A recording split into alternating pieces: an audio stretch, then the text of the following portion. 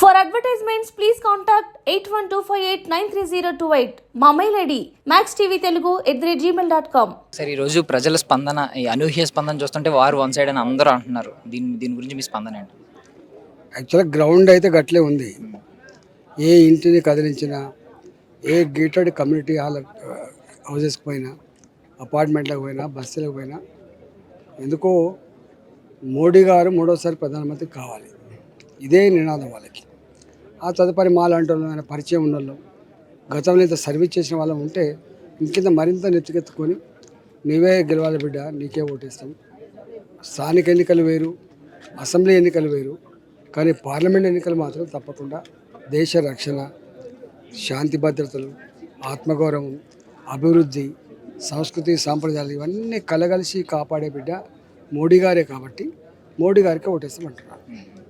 So బీసీల నుంచి కాకుండా అన్ని వర్గాల నుండి మీకు మద్దతు ఎలా లభిస్తుందండి? ఇక్కడ ఇష్యూ ఇంత పెద్ద యుద్ధంలో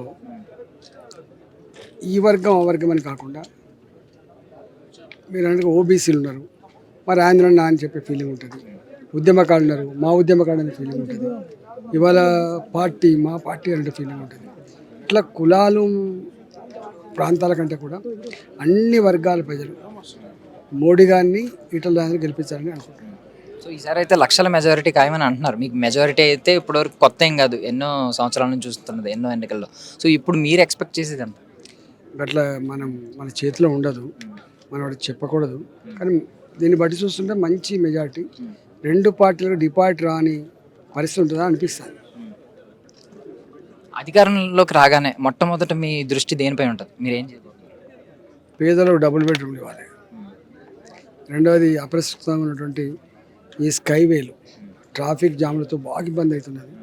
అల్వాల్ ఫ్లైఓవర్స్ కానీ, ఇక్కడ మేడ్చల్ ఫ్లైఓవర్స్ కానీ, తర్వాత అప్రస్తుతంగా ఉన్నటువంటి ఉప్పల్ ఫ్లైఓవర్ కానీ, ఇవన్నీ తొందరగా తక్షణం పూర్తి చేసి ఈ హైదరాబాద్ నగరంలో ట్రాఫిక్ జామ్లతో గంటల తరబడి విసిగిపోతున్న ప్రజలకు వర్క్ చేయాలి.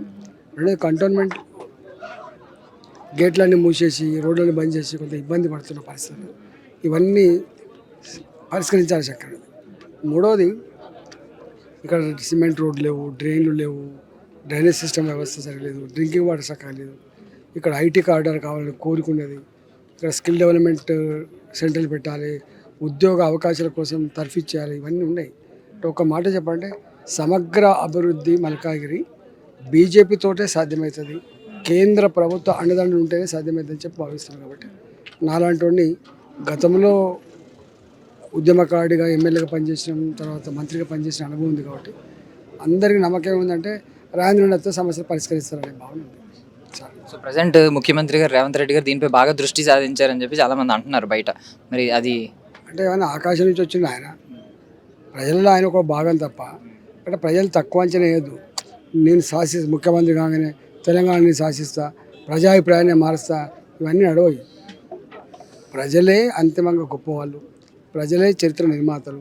ప్రజలు వాళ్ళ హక్కును వాళ్ళు ఇష్టం ఉంటే ఆవిష్కరిస్తారు. కానీ ముఖ్యమంత్రి చెప్పిండని మొన్న అంటే అబద్ధాల మేనిఫెస్టో, అబద్ధాల 6 హామీలని గ్యారంటీలని చెప్పి ఇచ్చిన వాటి పోయింది. కానీ అదర్వైజ్ క్వశ్చన్ ఎరేజ్ కాదు.